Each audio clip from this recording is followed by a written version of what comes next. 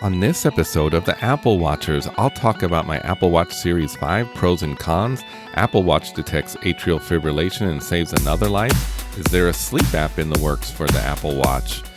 An NFL player fined $5,000 for wearing an Apple Watch. macOS Catalina is released to the public. Is Apple releasing AR glasses in early 2020? All this, our picks, and much more. This is episode number 11. Welcome to the Apple Watchers, a podcast covering all things Apple Watch and many things Apple. This episode and every episode is brought to you by me, Kevin Hare, and my co-host Jonathan Zarco, aka Jay-Z. All right, let's get started. All right, how you doing? Hey, man. It's a Friday night. It is. It's all on fire out there. Yeah, I had the day off, but not on purpose. Couldn't make it to work. LA traffic gets worse when you can't get through the freeways. This time it was not LA traffic to say. There was actually no traffic in some areas because the freeways were closed. So no easy way to make it to my location of employment. So, well, did you enjoy your day off then? Yeah. I did. That's good. And everything's good with you? Yep. Yeah, just keeping busy. I biked to work, so that was the only issue. Is the air quality was a little more poor, but still was able to get in. Yeah. Well, I'm going to thank our firefighters in advance, and just to let anyone know, we're here in Southern California. Both Southern California and Northern California are having fires already. Mm-hmm. We're only a few days into this windy condition, so those winds came out of nowhere too. It was strange. Yeah, thank you in advance to all our firefighters for all the help. Well, why don't we get started? I have a new Apple Watch Series 5 Nike edition. Yeah, so I had to wait for that Nike edition, and I only wanted it for the band, the reflective. Mm-hmm. Yeah, you can buy them separate, but why pay the extra money? Although I might need a new one because, I burnt this one already.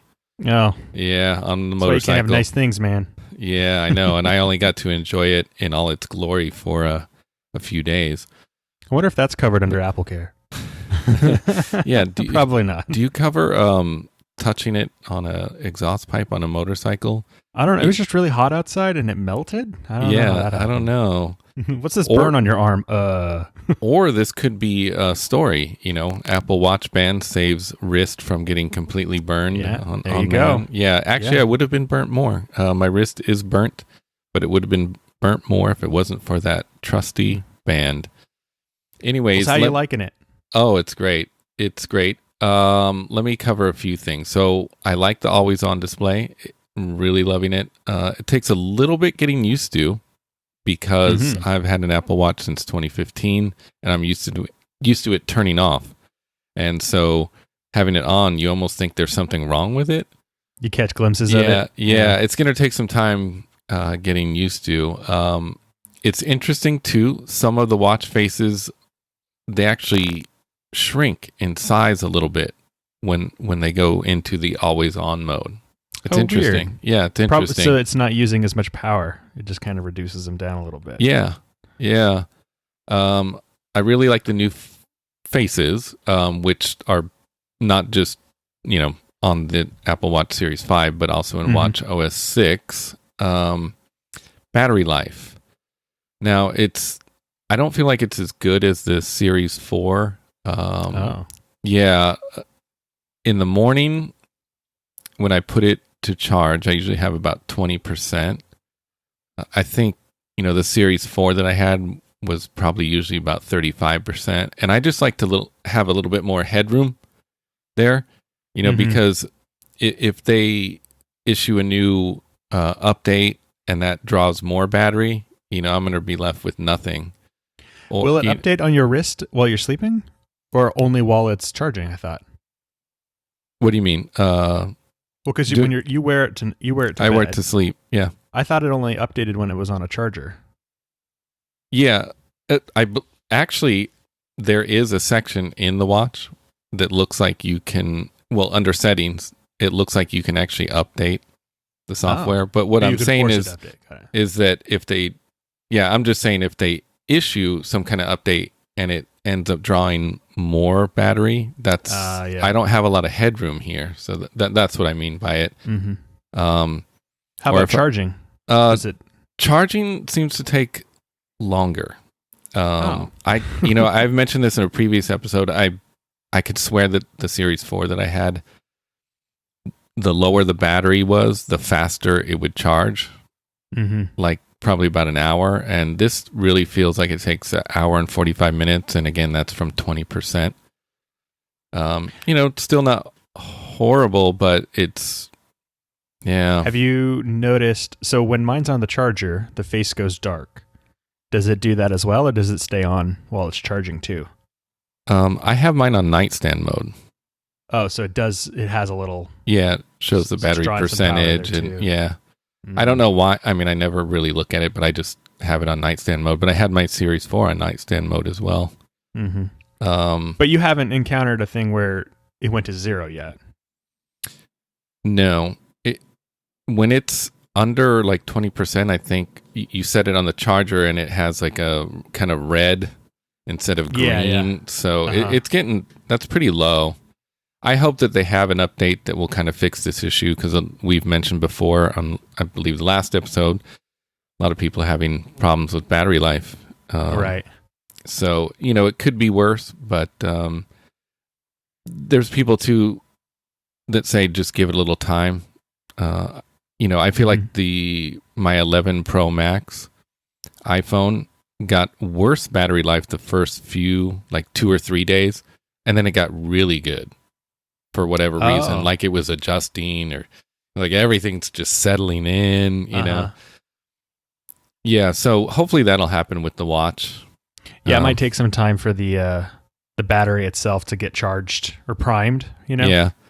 I've actually heard that before, that with some rechargeable things, it's better to let them get down low in the beginning and then get them charged up. Yeah. It helps with their overall retention. And next week I might try not having it get brighter when I raise my wrist.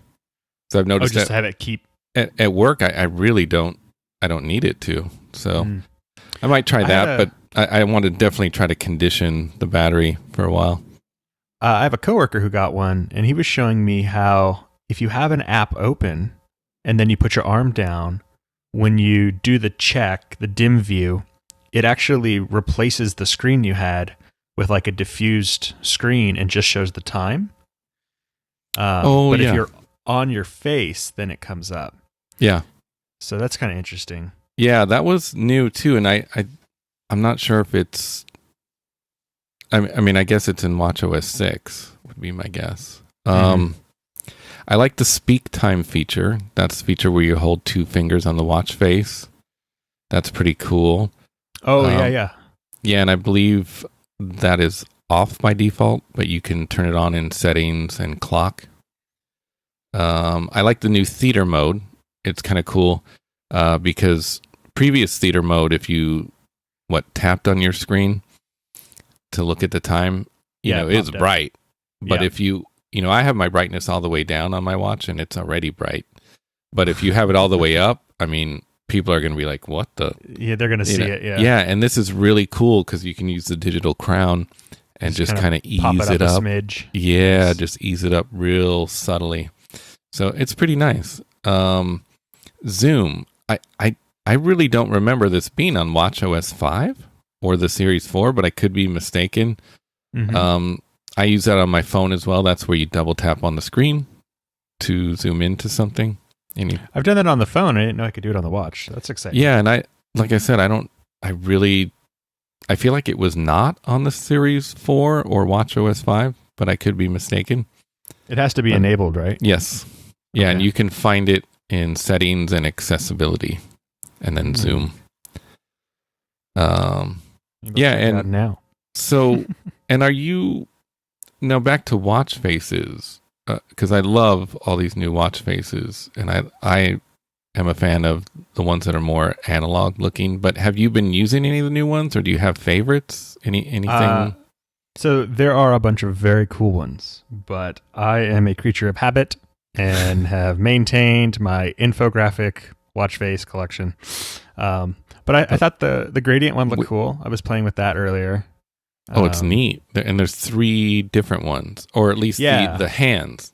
Not hands, they're like gradient hands kind of thing. Yeah, so they kind of sit with the hour and minute hands, and then there's a second hand that goes around. So it's kind of full of life, which is exciting. It's neat. Yeah, it's neat looking. And there's a lot of color options that are really nice. Yeah.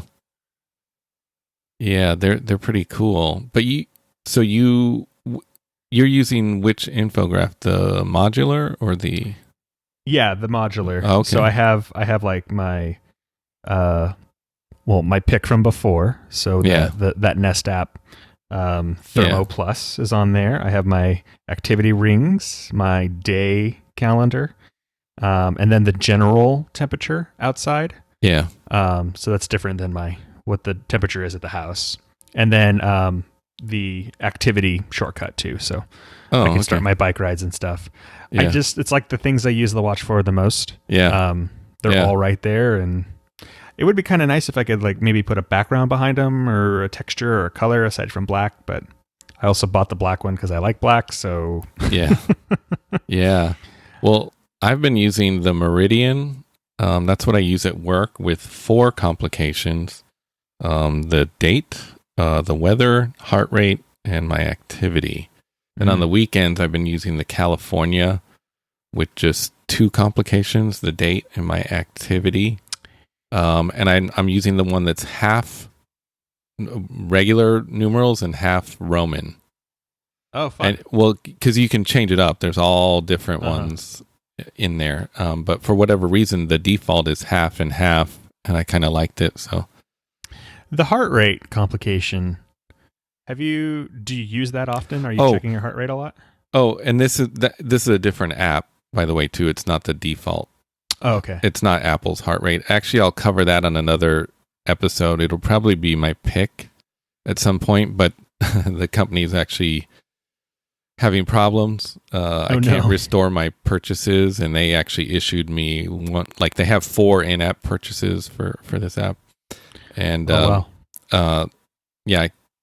don't know if it's them or Apple or what, but I'll once I get it sorted out, I'll actually cover it. I wonder though if it's tracking more often than the Apple app does. If maybe that's part of the reason why your battery life is. I used it on my Series 4 though. Doesn't make any sense. Yeah, so it should be drawn in the same. Yeah, and I set this watch up as a new watch. I didn't set it up from backup because I just didn't want to mess with anything. But now I'm thinking maybe I should have set it up from backup. See if it carries over. It would have transferred over the battery life. Yeah, maybe. I don't know about that. I'm joking, but I could dream, right? Yeah. Well, why don't we get into some Apple Watch stories? All right. So I don't know if you heard about this one, but Apple Watch saves another life. This is from iMore. All right. These stories really never get old, but tabloid newspaper The Sun reports that a fitness fan, Chris Mint, age 30, was wearing his Apple Watch when it reported that he potentially had atrial fibrillation. So that's a feature on the watch that's been on the Apple Watch Series 1 and later, but Mint apparently had no idea it existed. Really? Yeah, Okay. so he did what the watch suggested and sought medical attention, right? Mm-hmm. So when he did, the medical doctor said that it was unlikely that the watch was correct, but thankfully they conducted a full examination and confirmed the diagnosis. After seeing a specialist, Mint was told he had 2 leaking heart valves. Oh my gosh. Yeah. So it literally saved his life because even the doctor was like, probably not. Yeah. The article says that if the Apple Watch hadn't notified him of the issue, he could have gone on to have a heart attack or stroke. Wow. Yeah, and his wife emailed Apple CEO Tim Cook this story, and he responded saying, "I'm glad your husband sought treatment and is fine now. Thanks for sharing this story. It inspires us to keep us pushing forward." That's so cool. And Tim Apple himself replied. Oh, yeah. Really Did I cool. call him Tim Cook? He's now Tim Apple forever. Well, that was a refreshing story of Mr. Mint and his Yeah. life getting saved. Yeah. Incredible story. Just never ends. Just so cool to hear. Yeah. Well, there's a new patent that's out because Apple is researching stretchable fabric activity bands for the Apple Watch, according to Apple Insider. So the patent titled "Fabric-Based Items with Stretchable Bands" describes methods in which circuitry may be utilized within such an item of wearable technology.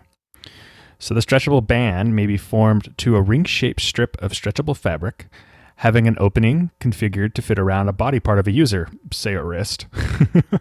Circuitry may be coupled to strands of material in the stretchable band.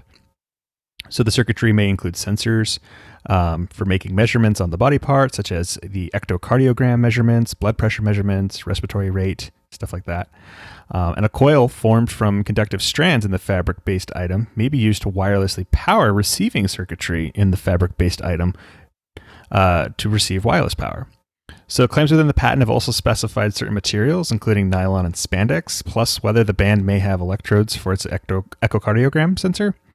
And the good thing is it also says that there shouldn't be any issues around washing it or regular use within the wearable technology.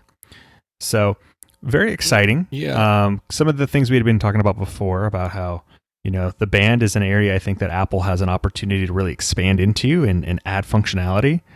So if they can get that circuitry in there, then we could potentially be getting add-ons that can be hooked onto it and provide power. And with this new patent, it also opens up the options for different band types, right? I was under the assumption that any kind of powering one was probably going to have to be metal-based, but a fabric one would be a lot more comfortable and good for, people working out and people who don't like the heavier metal bands too. Yeah. Yeah, this would be cool. And I wonder what they mean by cleaning it. If it's, just scrubbing it clean or, like this sport loop. I believe you can throw these in the washer. So I don't know if it's... It elaborated a little bit more. It said fabric-based items may be configured to sustain relatively high temperatures, such as those associated with laundering of clothing, which is cool. So that means you can throw it in the washing machine, hopefully. Yeah, you can or maybe it'll have a little bit more resistance to hot exhaust pipes on motorcycles. Oh, that's what they're going for. Ah, perfect. Oh, that's what they mean. Well, that's perfect. I would imagine it'd have to be insulated as well, because if it's got power going through it, power creates heat, and so you also don't want the band to get hot. Yeah. So there's probably some definite benefits to having it heat resistant, Yeah. Very cool. This will be neat to see. Mm-hmm. So did you see this next story? Apple may have accidentally revealed a sleep app for the Apple Watch. Oh no. This is the screenshot. Well, let me just say, I didn't even know there was an alarms app that's native to the Apple Watch. I guess I haven't delved into watchOS 6 enough, but it is there. But the screenshot provided in this article that's below that is, of course, not in the app anymore, but it does say, set your bedtime and wake up in the sleep app. But that is gone. They have since deleted that. So, a little peek behind the curtain. Yeah. But at least I hope it's a peek and of something to come and not a project that was scrapped. Yeah. That could be a thing, Yeah, I've mentioned it before. Like, I use a few different sleep apps. Actually, I'm trying a new one now. But, sometimes when Apple tackles something like this, they might do it better. Mm-hmm. And they bought Bedit, a year or so ago, at least. That's, makes sleep tracking devices. So I would like to see it. I don't know if they can add it in software, but I feel like if they did, due to my battery life, maybe it's a little premature, or maybe this would get better battery life than the sleep apps that I'm using. I don't think they drain a lot. Optimized for it. Yeah, I don't think they drain a lot, but maybe this would be even more optimized. wasn't there a sleep study that they were going to allow people to enroll in? I thought that was one of the things, one of the studies that they allowed or they announced at the keynote. I think so. Maybe they're actually holding on to it, and once they launch that study, then the Apple will go live. Yeah. So did you see this story too? Steelers Ben Roethlisberger, I can't pronounce his name. I don't follow football. He was fined $5,000 for wearing an Apple Watch on sidelines. What? Yeah, well, I'm a little unclear if he was actually playing, although if he was on the field, right, even if he's not in the game, but he's right there, this is a bit questionable. And from what I understand, I mean, obviously with football, you cannot be wearing an Apple Watch. I don't know if this applies to pretty much every sport, but it seems like it would, because you can get text and... Oh yeah, there could be some potential for cheating. Yes, that's always been the issue. Kids who have been having it in school, yeah. Yeah, and if I was him, I would just not wear it. Is it worth $5,000? Just stick it in your pocket. Does he have one of those? He's a football player. Does he have one of those like crazy signature ones that's thousands of dollars? Yeah, he made of gold and craziness. Maybe he has the Series 0 in gold. Yeah, the one that was $14,000. Yeah. Well, it's just another $5,000 to be able to wear it. Whatever. Yeah, and it barely runs now, but it sure looks nice. My assumption is that he probably just had it on because he wasn't playing, and then didn't think about it. But they pinged him because potential for cheating, but also Apple's not paying for any kind of sponsorship. So if he has it on his wrist, it's kind of endorsing a product. It's definitely questionable, even if he wasn't playing, because if he's talking to other players, there's still potential for cheating. Yeah. So it definitely seems a little questionable to me. And people like their Apple products. Yeah. Well, why don't we move on to some Apple stories now? So macOS Catalina was released. Unfortunately for you and I, we are not able to give a proper review because our computers are too old to run it. But a lot of cool new features, so people are still in shock. iTunes is now the music app, and podcasts and Apple TV are also on the Mac. Individual apps. Yep, individual apps. We got screen time on the Mac, Find My, voice control. People love this feature. Use iPad as a secondary display. That's the sidecar feature. People are loving it. There was an app that used to do that before, but it was kind of spotty. So an Apple native one is going to be great. Yeah, it'll be good. We have activation lock, automatic switching between light and dark mode. New gallery view in notes. Improvements in photos, new reminders app with natural language processing. We're saying goodbye to 32-bit apps. I thought we did that a while ago.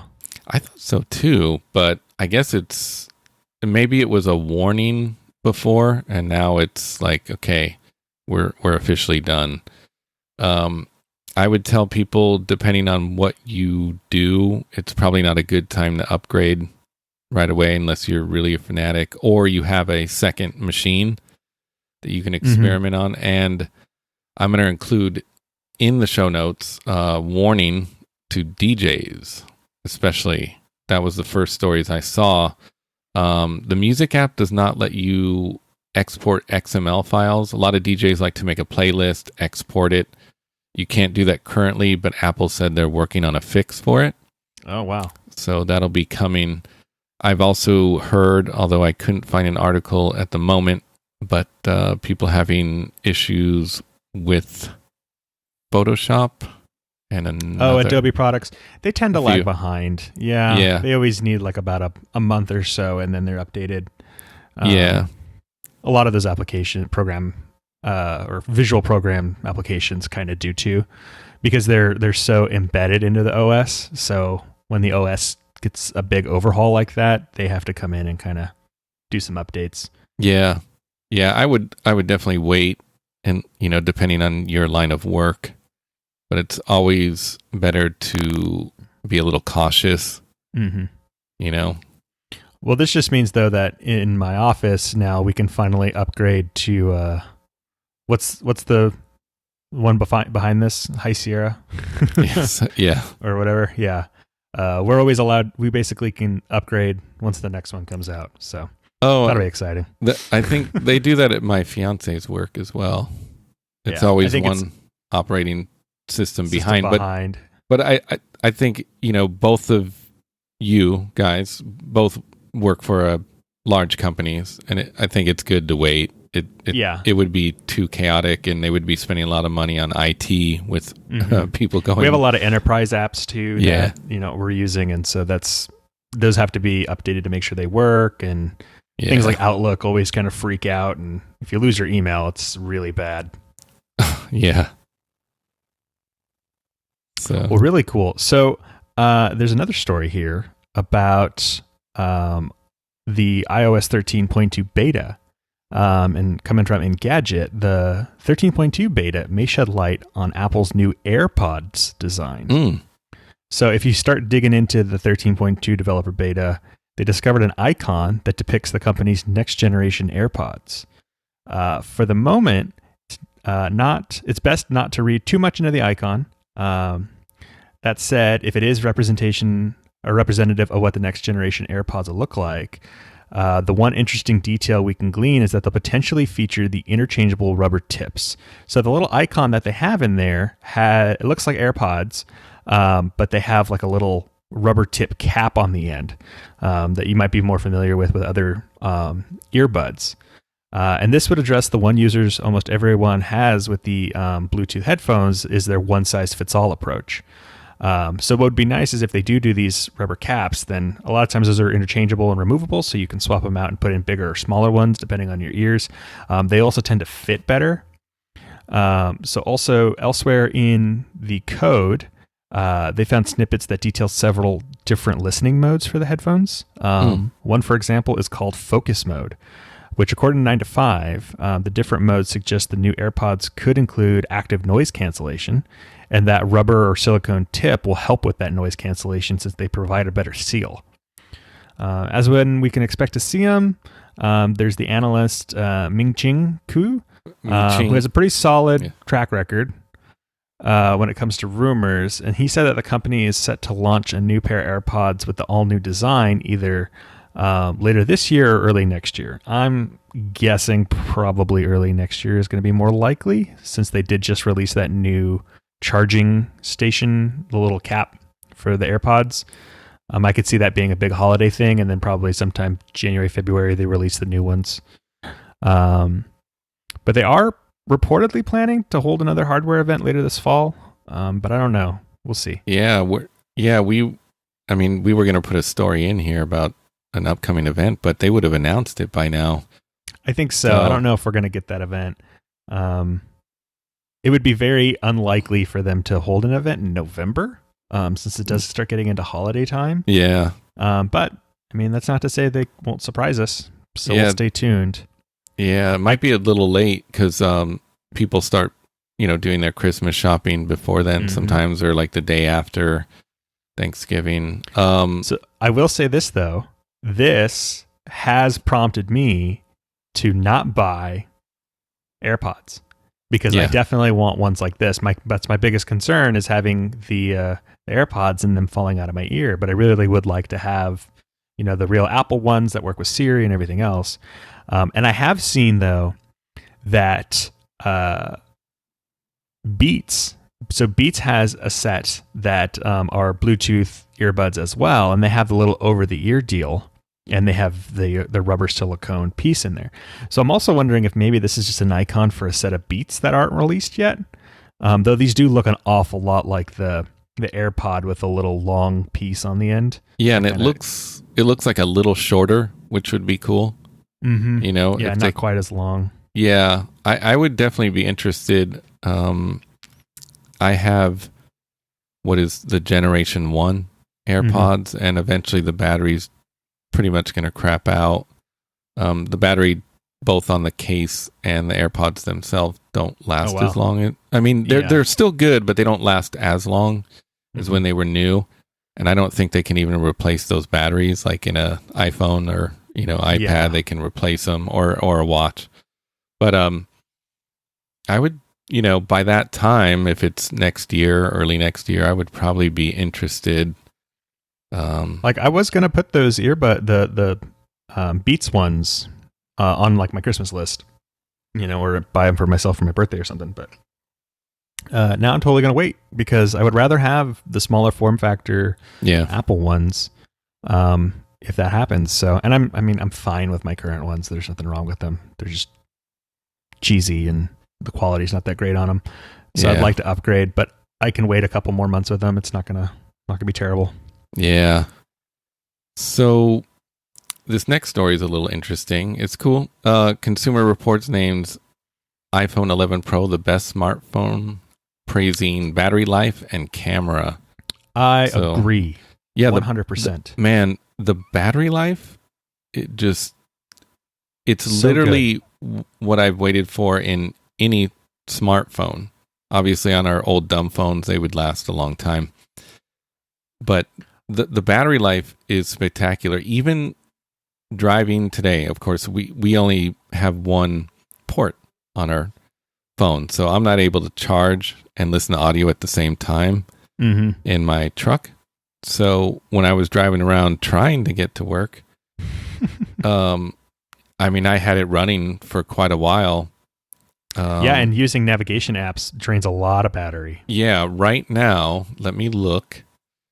My phone is at 52%, and I've been using it all day. And you've been home, like, using it too, so you haven't had it charged at all? Oh, no. Wow. I never charge it more than once in a day, and it's usually 40% at the lowest when I go to sleep. And that's using it all day at work for audio, streaming radio, sometimes streaming YouTube videos. It's incredible. I have mine, like my brightness is set really high. I've been using it all day. It's connected to my watch, so I've also been, doing processes for the watch, checking emails, replying to things, utilizing a bunch of apps and stuff on it too. And I'm about 20% down. Like I still have 80%. It's nuts. Really good. Yeah, in this article, it says the Pro Max was able to run 40.5 hours, which is a big turnaround compared to the iPhone XS Max, which was 29.5 hours. So not including sleep time, that's 2 days worth of use, solid use. Yeah. Over 2 days. Yeah, I think like my dad has an iPhone 7, and his battery will last like 3 days because he doesn't use it a lot, just some calls and texts here and there. But for a lot of people, they don't use it maybe like we do. Yeah. So for them, this thing would last like all month. Like an iPad. Yeah, maybe. I mean, the battery life is remarkable. And the camera is, Camera is great too. Yeah. You let me backtrack to, I always get a little buyer's remorse. Seems like every gadget I buy. Has that faded a little bit, or are you still... once, like I was saying earlier, is once this battery was broken in or whatever it needed, lasting all day with room to spare. I mean, I was over the buyer's remorse. That's good. Yeah, and the camera is, it's not a huge step up from our last year's phone, but it is a cool upgrade. The nighttime mode is ridiculously good. Yeah, I'm just waiting for that deep fusion. It's in the latest beta, from what I understand. So we should get it soon. Yeah, and if they're, if they keep pushing them out like they have, maybe we'll have it next week. Who knows? That'd be cool. I'm ready to try deep fusion, or as some people call it, sweater mode. So that's funny. Yeah. The with the night mode or the dark mode, we were using it in a Mexican restaurant. Mexican restaurants tend to be, really dark, candlelit kind of deal. And I was with my my parents and my grandmother and my wife, and I gave the phone to my mom to take a picture, and she could see clearer on the phone than she could see in her actual eyes. Like it was doing that much of a better job, like pulling in the picture, and like the photos you took look like we're in this well lit room. So like, holy cow! So she's ready for AR glasses that would give her night mode. It was too bright. She has light sensitivity. She doesn't want to look at it. It'll give her night vision. Yeah, pretty much.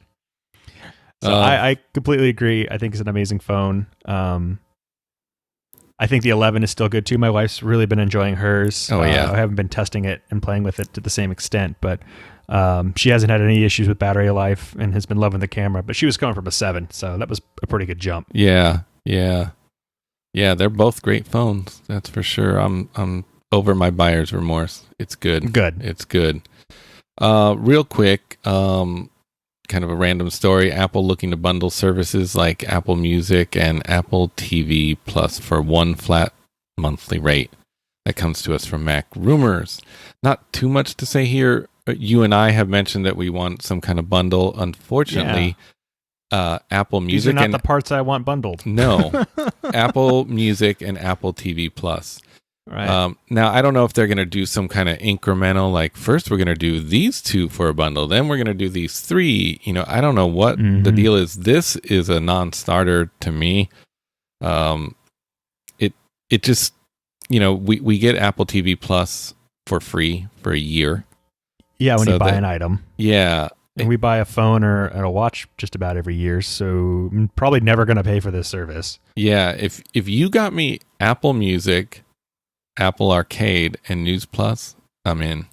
Yeah. If it's a reasonable price. Of course. Yeah, if it was like what, $15? Yeah, $15. $17 a month. 15 would be cool because Apple Music is $9.99 alone. Mm-hmm.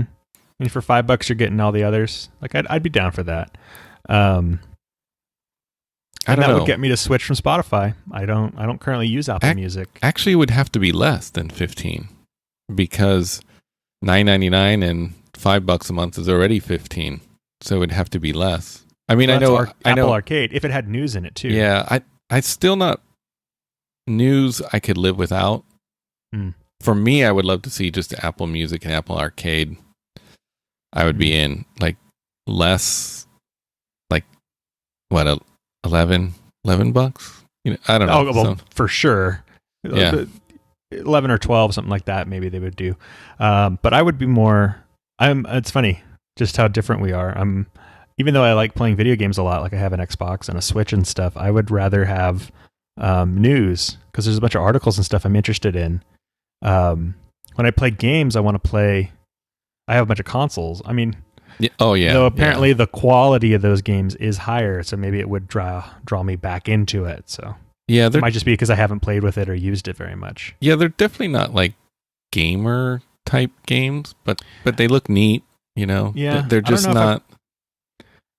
I think maybe I've just gotten so busy that I don't use the time waster games as much anymore. Yeah. Like I used to use them all the time. Yeah. But now I just don't have a lot of that time. So when I do want to have some downtime, I don't know. Like if a game is really engaging, it's almost too exhausting, Yeah. So then I'm mostly just like passively scrolling through Facebook or Instagram or reading on some crazy articles about some quiche or something that's being cooked or some crazy cow that was found in, Missouri or something. Yeah. But yeah, we'll see. Yeah. There was a really great article on the Apple Insider that was out this week. So the iPhone camera bump could get a lot smaller if Apple's research pans out, which is a hallelujah moment because it's the one gripe I have is that freaking camera bump. Oh yeah, because you go without a case. I run a naked phone. Yeah, that's definitely an issue for the people that don't run a case. Mm-hmm. Definitely an issue. I just find it funny how Apple says like, well, this is the product we're designing and you shouldn't have to use a case, but we know you're going to use a case, so we're not concerned about this bump. Like it doesn't make... Okay. Anyways, I'll get off my soapbox. But anyways, over time, the imaging quality of smartphones has caught up with higher quality systems used by purpose-built photographic devices. So with similar levels of resolution offered by imaging sensors in both categories of hardware, meaning like a phone, the sensors in the phone have caught up to point-and-shoot cameras and are getting close to DSLRs. So while the sensors have improved, though, the lens systems haven't really evolved that much. And this is in part due to the small size of the camera lenses themselves, which are usually confined to a small length, while lenses in like a DSLR can offer far better imaging due to the room and expandability to extend to practically as far forward as a camera sensor as the manufacturer wants. Like you've seen those sports photographers, and they have the giant telephoto zoom lens. It's right. like, even on its own little tripod thing. You have that so you can get in really close and take those really great photos. But it's a huge bulky thing.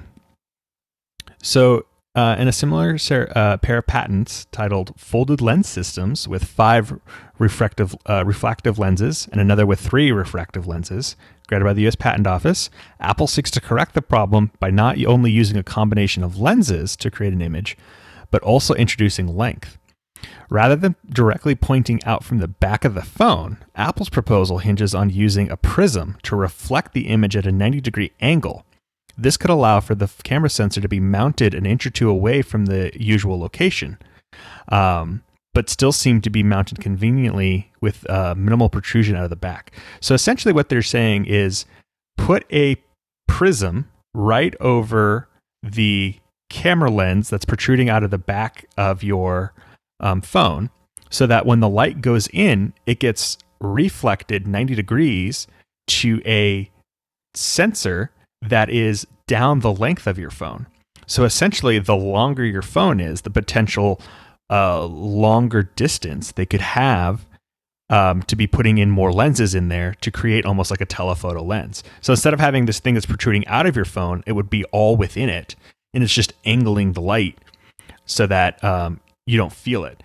And when they did the teardown of the current iPhone, like we saw that most of the components that run the phone are kind of crammed up into a corner, and the rest of it's battery.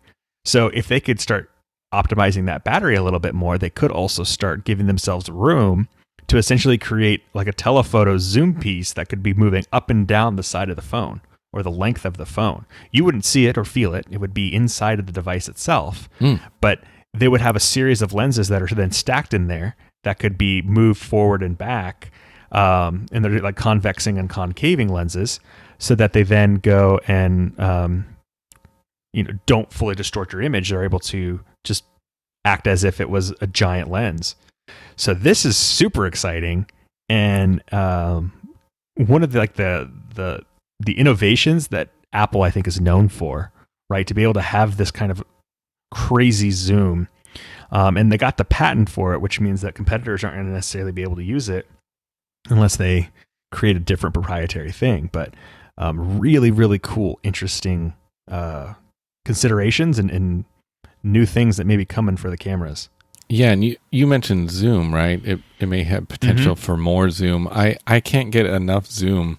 I take a lot of photos of just animals when I'm out hiking. I saw a hawk, and I got as close as I could. He was just on a light pole. But even with the zoom on the existing 11 Pro Max, it just wasn't good enough. I would love to see the zoom just go nuts. Yeah, imagine you had like a little zoom that projected out 2 or 3 inches from your phone and just allows you to get that much closer exponentially. Like we would be able to get some really hyper details. Now there's going to be an interesting thing that happens now with like image stabilization. Because when you start zooming in too, you got to have a steadier hand. But I think also because it would all be contained within the device, that would be helped as well, because it's like reflecting immediately. And so if everything's shaking, it's all shaking at the same time. So, but super cool. Really excited to see what comes out of this. Yeah, that'll be really cool. You're gonna love this story. So Apple expected to launch AR glasses in early 2020. This comes from Apple Insider. Right. So a new report seen by Apple Insider from generally well-informed analyst Ming-Chi Kuo, who we mentioned before, claims that Apple is shortly to begin mass production on its AR glasses or augmented reality headset. Headset sounds funky. Hopefully it's not a headset like we've seen. Headset with a mic. Yeah. Or maybe we can use it for podcasting. I don't know. That would help. Oh, there you go. Yeah. It's like you're in the room with me. Yeah. The devices are said to commence manufacturing before the end of 2019, and Kuo says that they will be launched in the second calendar quarter of 2020. That's pretty soon. This is kind of strange. Kuo believes that Apple will also then partner with unnamed third-party firms to produce what he refers to as AR helmets during 2020. So like motorcycles? Yeah, maybe I can put it on my helmet and have directions, turn by turn directions. There's actually a helmet. Get a whole HUD like Iron Man or something. Yeah, there actually is a helmet that kind of does that. But so now Kuo believes that the AR glasses will act as an iPhone accessory, just like kind of the original Apple Watch did. I'm sure that's the way to work. Yeah. Which we had been talking too about it, how the 11 and 11 Pro have that other the other chip in there that helps with that multimeter superfine wavelength, right? That allows them to communicate better. So I wouldn't be surprised if this device needs to have a newer phone, that it may only work with an 11 or newer, right? Yeah. Because it needs that low frequency or that different chipset to be able to communicate really fast. Yeah. Yeah. Excuse me. Hopefully they do a better job with the appearance than, I don't know if you've seen the new Amazon glasses. Oh, yeah. They're a little thick. Yeah. They probably look better than Google's previous attempt. But still, it's like a big, giant kind of rectangle looking thing on each side of the frame. So hopefully Apple's pretty good with style. Yeah. So I think it'll be good. I'm gonna say I like the way they look already, because I think Tim Apple has already been wearing them. Yeah, that was our theory before, is that he had them on at the keynote. Yeah, look at that last keynote. I don't know, man. There's space up there. There's space at the top. There's space at the top. Something's going on there. That would be the ultimate, like, we're releasing this product. By the way, you guys have already seen it. Tim had it on. So. Yeah. Okay, let's move on for your entertainment. So, one link, now I'm not going to talk about it too much yet, but it's the Macworld Boston 1997. It was Apple and Microsoft partnership. So we're going to come back to that. But that's in there. There's a reason for it, and we'll get back to it in a few. This was pretty cool. Hodinkee Radio Podcast, which is a podcast about watches, analog watches. Oh, fun. Yeah, they actually interviewed Apple Design VP about the watch. The latest Series 5. Let me glance at this article because I'm forgetting his name. But not Johnny Ives.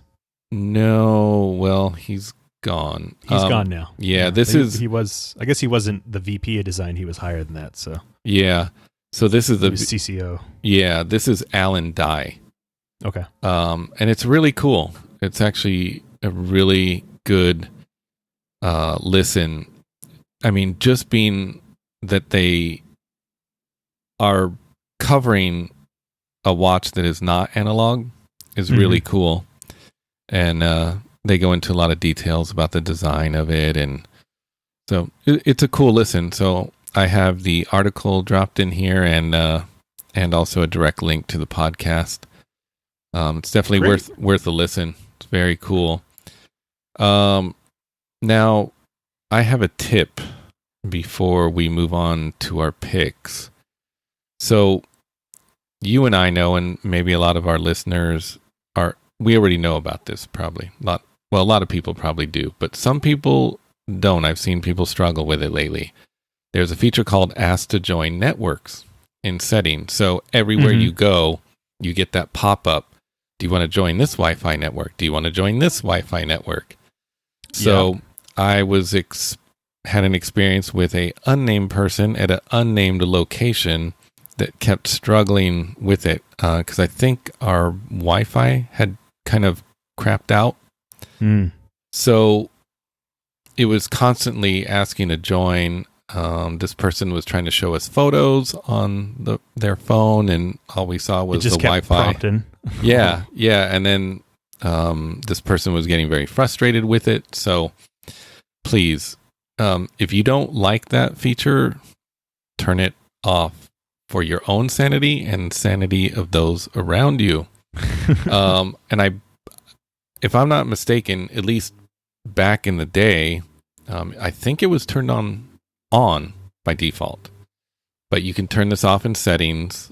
This doesn't affect if you've already signed into your Wi-Fi at home or work or wherever. It's still going to automatically join. It's just not going to ask you all the time. And not to mention that probably when this feature was introduced, it was such a different time. Now you don't want to be joining random Wi-Fi networks, even if you're trying to save on data. Right. And whatever you do, don't do your banking on some unknown Wi-Fi network. Yeah. So I would suggest leaving it off. That's just my opinion. It's probably not as necessary nowadays. Yeah. Your phone just won't attach to the Wi-Fi network until you tell it to, and it's still that's fine. It will attach to the ones that you've already.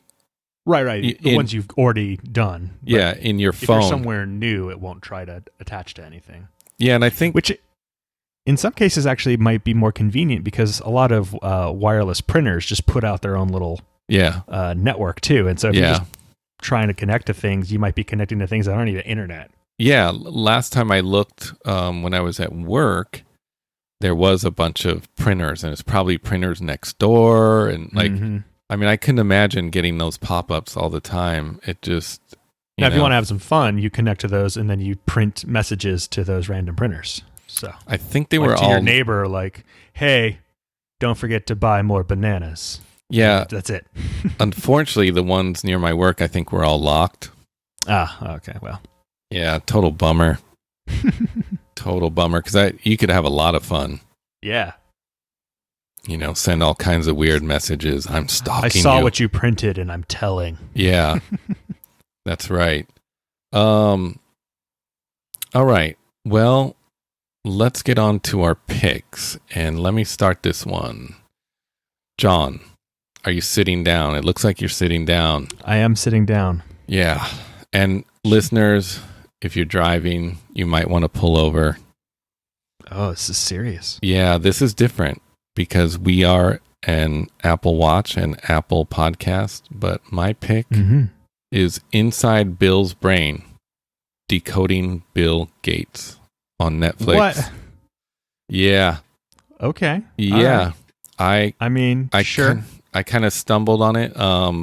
It kind of just auto-played the preview on Netflix, and I was like, that looks pretty cool. So... It's a 3-part series about Bill Gates' life and the inner workings of his brain. It mostly covers his philanthropic work he's done since leaving Microsoft in 2008. And such work as clean drinking water for people in the poorest countries of the world, his battle to eradicate polio, and his efforts on behalf of safe nuclear power as an alternative to climate-destroying fossil fuels. Also covers, All right, that's not so bad. Yeah, and also covers, his life and his marriage to Melinda and their foundation. A little about his mom as well, and a little bit of his early life. But I must say, it's really fantastic, and it's made incredibly well. It's shot well. Oh, cool. Yeah, it really is worth watching. And I knew nothing about Bill Gates and had a kind of preconceived notion in my head of who he is and who he was. And it may not be as important of who he was, but now who he is to me. And I have a lot of respect for him after watching that. I think the work that he's done is great. People with his type of money, they could just sit around and do nothing. After 2008, after leaving with billions of dollars, they can just do nothing, just travel the world and do nothing. But he chose to actually do something, and not just one thing, but several things. And he may even try more. And I have a lot of respect for him after watching that. Now that's where the tie-in to our For Your Entertainment, the Macworld Boston 1997. Oh, right. Yeah, so I included that video and drop it in the show notes. It's worth watching as well. Short, I think like 12 minutes. And that's where Apple and Microsoft had a partnership, and Bill Gates actually appeared on the screen, the big giant screen behind Steve Jobs. Yeah. And it's fascinating to watch because there's a lot of reaction from the crowd because they're at Macworld and those are Apple fans. Yeah, and at that time they were favorite competitors. Yeah, but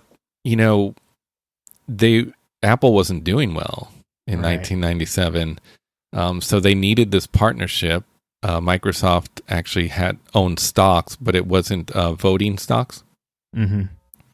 But it's just fascinating to watch the reaction from the crowd because at that time, Steve Jobs said that they're going to pre-install Internet Explorer on Macs, and they got a very strong boo from the whole audience. Some of the other announcements weren't so critical of the crowd, but people were like, "Hey, Word, yay!" Well, yeah, I mean, Office was already on the Mac. Oh, right, and some people even said it was better on the Mac. And I if I'm not mistaken, I believe that's actually mentioned there too, but in that video.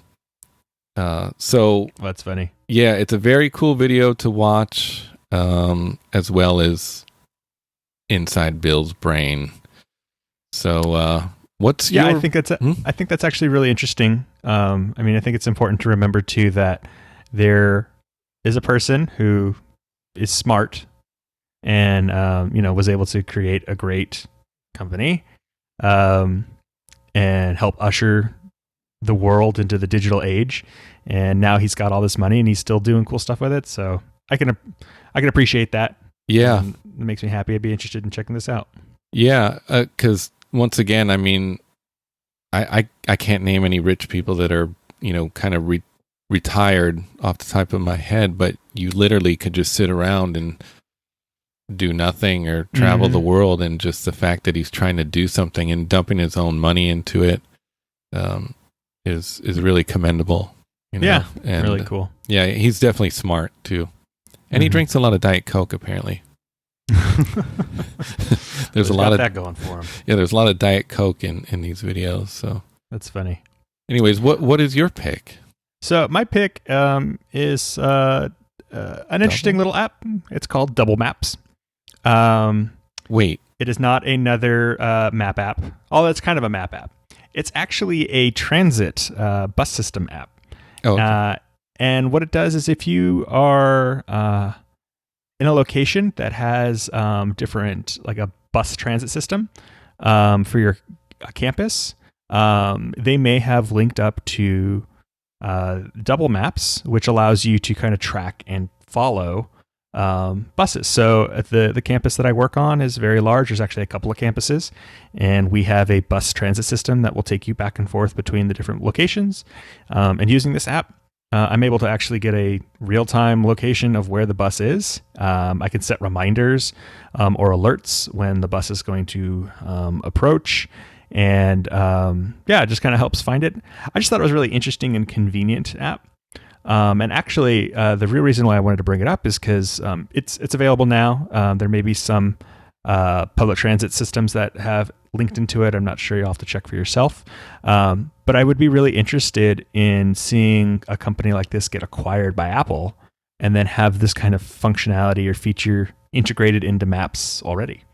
So, because it really looks like, I think they're using the Maps API. Their map looks identical to the Apple Maps.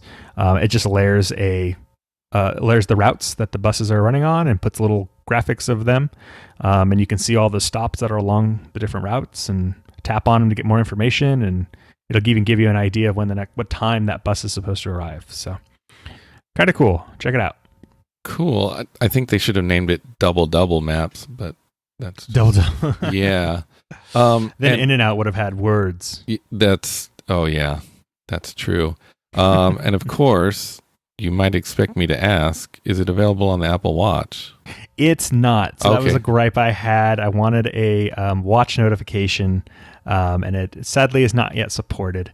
But if more people start downloading it and requesting it, maybe they'll be able to push one out. Yeah. Because it would be really convenient to get a little tap or something on the wrist when a bus is about to approach. So yeah, maybe it'll come in time. That would be cool. Okay. Well, very good. Well, that's it for this episode of the Apple Watchers. Read all the stories we've covered and more stories on Flipboard, a link provided in the show notes. Reach out to us on Twitter @WatchersTweet if you have any suggestions or stories you'd like us to cover. We're available on Apple Podcasts, Spotify, Google Podcasts, Stitcher, TuneIn Radio, Overcast, or wherever you get your podcasts. Ask your smart speaker to play the Apple Watchers podcast. Please subscribe and rate us wherever you listen. And thank you for listening.